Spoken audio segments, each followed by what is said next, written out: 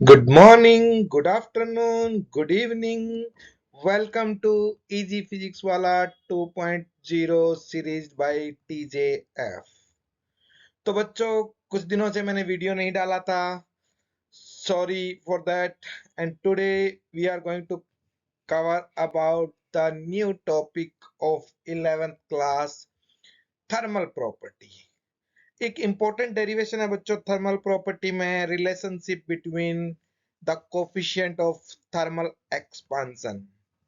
आपको हल्का फुल्का आइडिया भी होगा. थ्री टाइप के कोफिशिएंट ऑफ थर्मल एक्सपांशन होते हैं: linear thermal expansion, areal thermal expansion and volumetric thermal expansion. जब कोई बॉडी टेम्परेचर बढ़ाने पे लीनियरली इंक्रीज होती है तो लीनियर थर्मल एक्सपांशन उस प्ले में आता है. जब बॉडी कोई एरिया के रूप में अगर एक्सपांड होती है तो एरियल एक्सपांशन आता है, और वॉल्यूम के रूप में होती है तो वॉल्यूम एक्सपांशन आता है. Let's start. तो बच्चों मान लो मैंने एक बॉडी ली है जिसकी लेंथ L है और टेम्परेचर डेल्टा T बढ़ा दिया तो लेंथ उसकी इंक्रीज हो जाएगी L प्लस डेल्टा L. तो बच्चों अपन जनरली ये डेल्टा L है, ये किस पे डिपेंड होता है? फर्स्ट बात है, डेल्टा एल होता है वो ओरिजिनल लेंथ. जो बड़ी रोड होगी वो ज्यादा फैलेगी, कम छोटी रोड होगी वो कम फैलेगी. तो डेल्टा एल होती है वो ओरिजिनल लेंथ पे डिपेंड करती है.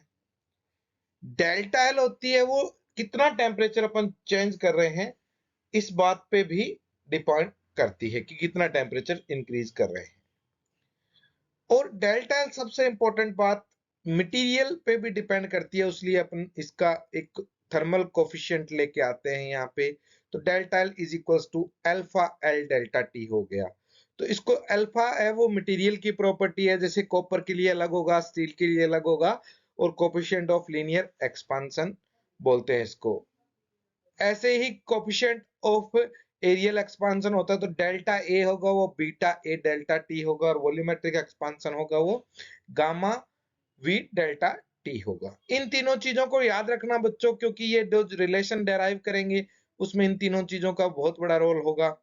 तो मान लो एक मैंने क्यूब लिया बच्चों जिसकी लेंथ L है, उसका एरिया A है, वॉल्यूम V है. तो उसका area L into L, length into breadth होता है तो L स्क्वायर हो जाएगा, और वॉल्यूम साइड क्यूब होता है तो L क्यूब हो जाएगा. अगर मैंने इस क्यूब का वॉल्यूम टेम्परेचर बढ़ा दिया डेल्टा T तो उसकी लेंथ बढ़ के L प्लस डेल्टा L हो जाएगी, एरिया बढ़ के A प्लस डेल्टा A हो जाएगा, वॉल्यूम बढ़ के V प्लस डेल्टा V हो जाएगा.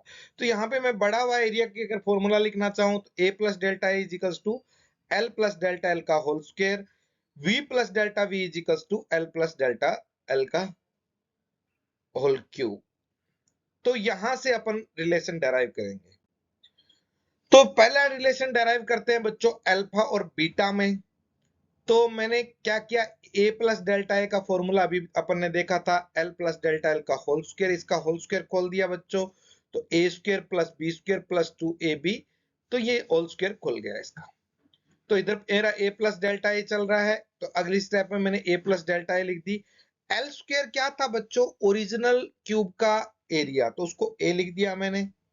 और डेल्टा एल स्क्वायर बच्चों छोटा सा एक्सपांशन होता है, इसलिए डेल्टा का एल का स्क्वायर और क्यूब दोनों इग्नोरेबल होते हैं, तो इसको नियर अबाउट जीरो मान लेते हैं. और 2l डेल्टा एल, तो यहां से a से एक कैंसिल आउट हो गया बच्चों. Delta A is equals to 2l delta L. तो डेल्टा एल को l अल्फा डेल्टा टी लिख दिया बच्चों. यहां से अगर मैं l को मल्टीप्लाई करूं तो 2l square alpha delta T, l square को वापस a लिख दिया मैंने. तो बच्चों डेल्टा a का फॉर्मूला बना 2 अल्फा a डेल्टा टी, और ओरिजिनल फॉर्मूला अपने को पता है डेल्टा a का क्या होता है, बीटा a डेल्टा टी. तो यहां से अगर कंपेयर करूं इस दोनों इक्वेशनों को तो beta is equals to 2 alpha आ गया. Beta is equals to 2 alpha आ गया. सिमिलरली बच्चों में गामा प्लस अल्फा में रिलेशन निकालूंगा. तो गामा में क्या लूंगा मैं बच्चों? वॉल्यूम लूंगा. तो वॉल्यूम होता है एल क्यूब, मैंने क्यूब खोल दिया, ए प्लस बी का क्यूब होता है A cube plus B cube plus 3a square B plus 3ab square. तो यहां से मैं बच्चों एल डेल्टा एल का स्क्वायर और डेल्टा एल का क्यूब है उनको जीरो लिख दूंगा.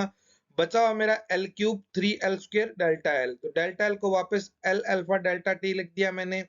तो यहाँ से वॉल्यूम काट दिया बच्चों, क्योंकि एल क्यूब को मैं ओरिजिनल वॉल्यूम लिख सकता हूँ। तो मेरा डेल्टा वी आ गया, वो 3 अल्फा वी डेल्टा टी आ गया।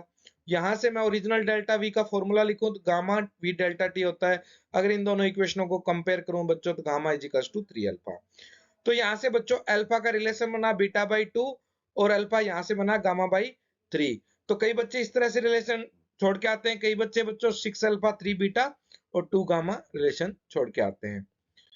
So that is all about this thermal coefficient relation and derivation. Thank you for watching this video. Please like, share and subscribe my channel.